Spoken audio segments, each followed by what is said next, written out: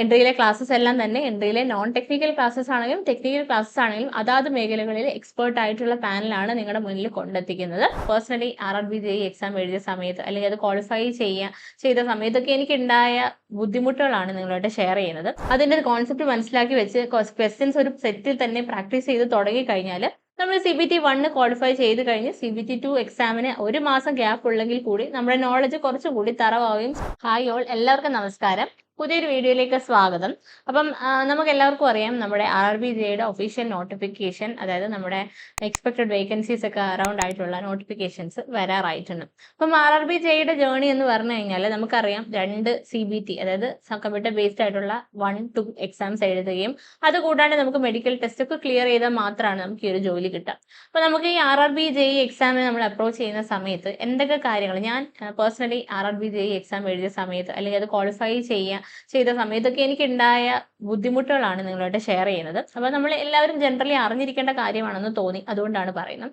Okay, അപ്പോൾ നമുക്ക് RRBJയുടെ CBT1 ഉണ്ട്, CBT2 ഉണ്ട്. As you all no, CBT1 എന്ന് പറഞ്ഞാൽ കംപ്ലീറ്റ്ലി നോൺ ടെക്നിക്കൽ എക്സാം ആണ്. അതായത് നോൺ ടെക്നിക്കൽ മാത്രമേ നമുക്ക് അവിടെ പഠിച്ചാൽ മതി. CBT2 എന്ന് പറയുന്നതാണ് ടെക്നിക്കൽ നമ്മുടെ നോളജ് അവിടെ മെഷർ ചെയ്യപ്പെടുന്നത്. അപ്പോൾ നമുക്ക് CBT1ന്റെ പ്രിപ്പറേഷന്റെ സമയത്ത്, അതായത് നമുക്ക് ഏറ്റവും വലിയൊരു ബുദ്ധിമുട്ടെന്ന് പറഞ്ഞാൽ ഈ RRBJയുടെ ഏതൊരു സ്റ്റേജിലെടുത്താലും നമുക്ക് നേരിടേണ്ടി വരുന്ന ഏറ്റവും വലിയ ബുദ്ധിമുട്ടെന്ന് പറഞ്ഞു കഴിഞ്ഞാൽ CBT1 നമ്മൾ അറ്റൻഡ് ചെയ്ത് കഴിഞ്ഞ് നമുക്ക് CBT1 ക്വാളിഫൈ ആവുമെന്ന് വലിയ ധാരണ ഉണ്ടാകത്തില്ല. ഈവൻ ഇഫ് നമ്മൾ ക്വാളിഫൈ ചെയ്യത്തില്ലയോ എന്നുള്ള പ്രതീക്ഷ, നമുക്കൊരു കറക്റ്റ് നമ്മൾ അൺലെസ് ആൻഡ് അൺടിൽ നമ്മൾ നല്ലപോലെ ആപ്റ്റായിട്ട് പ്രിപ്പയർ ചെയ്താൽ മാത്രമാണ് നമുക്ക് ആൻസർ കീ നോക്കാനുള്ള കോൺഫിഡൻസ് മിക്കവാറും വരാറുള്ളൂ. അപ്പം അതുകൊണ്ട് തന്നെ നമ്മൾ CBT1 എക്സാം എഴുതി കഴിഞ്ഞ് ഉടനെ തന്നെ അല്ലെങ്കിൽ അതിന്റെ കൂടെ തന്നെ CBT1 പ്രിപ്പയർ ചെയ്ത് നമ്മൾ ക്വാളിഫൈ ആവാതെ നമ്മൾ CBT2 എന്തിനാണ് പഠിക്കുന്നത് എന്നൊരു ചോദ്യം എല്ലാവരുടെയും ഉള്ളിലുണ്ടാവും. അതുപോലെ തന്നെ എൻ്റെ മനസ്സിലുണ്ടായിരുന്നു. അപ്പൊ അതുകൊണ്ട് തന്നെ CBT1 ഞാൻ കൂടുതൽ കോൺസെൻട്രേറ്റ് ചെയ്ത് പഠിക്കുമ്പോഴും അവിടെ CBT2 കുറച്ചൊരു ഉഴപ്പ് ഭാഗം കൊണ്ടുവന്നു. അതായത് ടെക്നിക്കലിന് ഞാൻ അധികം സമയം കൊടുക്കാതിരുന്നു.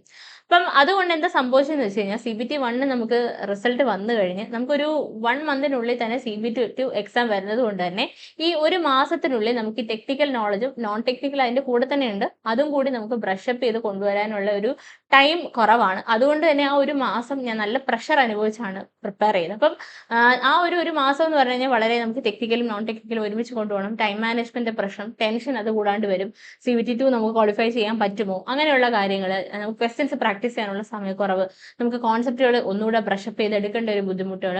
അപ്പൊ ആ ഒരു ബുദ്ധിമുട്ടുകൾ ഒഴിവാക്കാൻ വേണ്ടിയിട്ട് ആണ് നിങ്ങൾക്ക് ഇത് പറഞ്ഞു തരുന്നത്. അതായത് നിങ്ങൾ CBT1 പ്രിപ്പയർ ചെയ്യുന്നതിനോടൊപ്പം തന്നെ CBT2 അതിന്റെ അതിൻ്റെതായ ഇമ്പോർട്ടൻസ്, അതായത് CBT1 നിങ്ങൾ എത്ര ഇമ്പോർട്ടൻസും എത്ര ഡെഡിക്കേഷൻ കൊടുക്കുന്നോ അത്രയും തന്നെ ഡെഡിക്കേഷനോട് കൂടി CBT2 ഇൻ ഹാൻഡ് പ്രിപ്പയർ ചെയ്തുകൊണ്ടിരിക്കുക.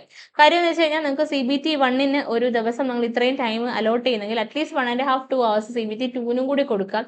അതിന്റെ ഒരു കോൺസെപ്റ്റ് മനസ്സിലാക്കി വെച്ച് ക്വസ്റ്റ്യൻസ് ഒരു സെറ്റിൽ തന്നെ പ്രാക്ടീസ് ചെയ്ത് തുടങ്ങി കഴിഞ്ഞാൽ നമ്മൾ CBT1 ക്വാളിഫൈ ചെയ്ത് കഴിഞ്ഞ് CBT2 എക്സാമിന് ഒരു മാസം ഗ്യാപ്പ് ഉള്ളെങ്കിൽ കൂടി നമ്മുടെ നോളജ് കുറച്ചുകൂടി തറവാകുകയും സ്ട്രോങ് ആവുകയും ചെയ്യും. അപ്പോൾ ഈ ഒരു ഷോർട്ട് ഗ്യാപ്പിൽ നമ്മൾ ടെൻഷൻ അനുഭവിച്ച് പഠിക്കുന്നതിനേക്കാൾ നല്ലത് ലോങ് ടേം ആയിട്ട് നമ്മൾ കുറച്ച് റിലാക്സ് ആയിട്ട് പഠിക്കുന്നത് തന്നെയാണ്. അപ്പോൾ ഏറ്റവും കൂടുതൽ നമുക്ക് ഉണ്ടാവാൻ പോകുന്ന പ്രശ്നം നമ്മൾ ടെക്നിക്കൽ എക്സാംസിന് അടുത്ത ഒരു പ്രശ്നം എന്ന് പറയുന്നത്, ഇതാണ് ആദ്യത്തെ പ്രശ്നം. CBT1 CBT2 തമ്മിലുള്ള ടൈം ഗ്യാപ്പിന്റെ ഒരു പ്രശ്നമുണ്ട്. നമ്മളിത് മനസ്സിലാക്കാത്തതുകൊണ്ട് തന്നെ എനിക്കൊന്നും പേഴ്സണലി അറിയത്തില്ല എന്ന സമയത്ത് ഇത്രയും കുറവ് ഗ്യാപ്പ് ആയിരിക്കും ഉണ്ടാകുന്നത്. നിങ്ങൾക്ക് ഇപ്പോൾ അറിയാവുന്നതുകൊണ്ട് നിങ്ങളായിട്ട് തന്നെ ഒരു ബുദ്ധിമുട്ട് വരുത്തി വെക്കരുത്. നിങ്ങൾ CBT1 പഠിക്കുമ്പോൾ തന്നെ CBT2 ഇൻ പാരലൽ പഠിക്കാൻ നോക്കാം.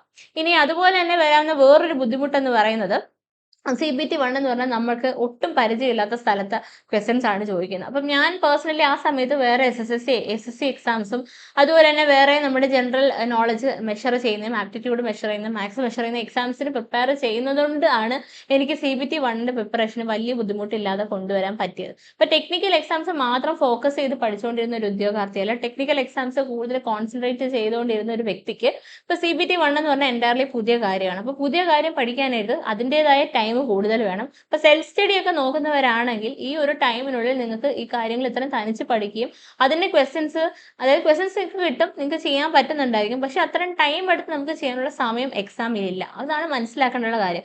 പറയുമ്പോൾ സിലബസും അതിനകത്ത് വരുന്ന കണ്ടന്റും ഒക്കെ ഭയങ്കര ചെറുതാണ്. നമുക്ക് എസ്പെഷ്യലി ടെക്നിക്കൽ നോളജ് അല്ലെങ്കിൽ ടെക്നിക്കൽ ബാക്ക്ഗ്രൗണ്ട് ഉള്ളവർക്ക് അത് ബുദ്ധിമുട്ടായിട്ടുള്ള ഒരു കാര്യമല്ല. പക്ഷെ എന്നാലും നമുക്ക് അവിടെ ടൈം ഫ്രെയിമിനുള്ളിൽ അത് കറക്റ്റ് ആക്കുക എന്നുള്ളത് വലിയൊരു ടാസ്ക്കാണ്. സോ ടൈം മാനേജ്മെന്റ് എന്ന് പറയുന്നത് പറയുന്നത് നമുക്ക് ഷോർട്ട് കട്ട്സിലൂടെ ഒരു പരിധി വരെ ടാക്കിൾ ചെയ്യാൻ പറ്റും. അപ്പോൾ ഈ മാത്സ് ഒക്കെ വലിയ വലിയ സ്റ്റെപ്പുകൾ എടുത്ത് സോൾവ് ചെയ്യാതെ ചെറിയ ഒരൊറ്റ സ്റ്റെപ്പിലൊക്കെ നമുക്ക് എഴുതാൻ പറ്റും. ആ ഒരൊറ്റ സ്റ്റെപ്പിലൊക്കെ മനസ്സിലാക്കണമെങ്കിൽ ആ ഒരു രീതിയിലുള്ള എക്സാംസിന് നമുക്ക് കോൺസെൻട്രേറ്റ് ചെയ്ത് പഠിപ്പിക്കുന്ന അധ്യാപകരുടെ കീഴിൽ പഠിച്ചാൽ വളരെയധികം ഉപകാരപ്പെടും. So RRB JEE tier 1 exams non technical ആയതുകൊണ്ട് തന്നെ സെൽഫ് സ്റ്റഡിക്ക് പോകാനുള്ള ടൈം നമുക്ക് ഒരുപാട് കളയാനില്ല. So under a guided person നിങ്ങൾ പഠിക്കുന്നതായിരിക്കും ഏറ്റവും നല്ലത്. നമ്മുടെ എൻട്രിയിലെ ക്ലാസ്സസ് എല്ലാം തന്നെ എൻട്രിയിലെ നോൺ ടെക്നിക്കൽ ക്ലാസ്സസ് ആണെങ്കിലും ടെക്നിക്കൽ ക്ലാസ്സസ് ആണെങ്കിലും അതാത് മേഖലകളിൽ എക്സ്പേർട്ട് ആയിട്ടുള്ള പാനലാണ് നിങ്ങളുടെ മുന്നിൽ കൊണ്ടെത്തിക്കുന്നത്. സോ എനിക്ക് നിങ്ങളോട് പേഴ്സണലി സജസ്റ്റ് ചെയ്യാനുള്ള കാര്യം എന്ന് പറഞ്ഞു കഴിഞ്ഞാൽ നോൺ ടെക്നിക്കൽ സെൽഫ് സ്റ്റഡിക്ക് പോവാതെ under a guided person short കട്ടോട് കൂടി സ്പീഡ് ആൻഡ് അക്യുറസി വരുത്തി ചെയ്യാൻ നോക്കുക.